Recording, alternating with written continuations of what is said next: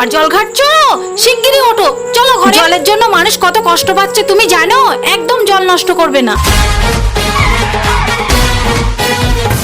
আবার জল নষ্ট করছো তুমি, তোমাকে নিয়ে আর আমি পারছি না, চলো ঘরে। গলাটা শুকিয়ে যাচ্ছে, একটুও জল নেই।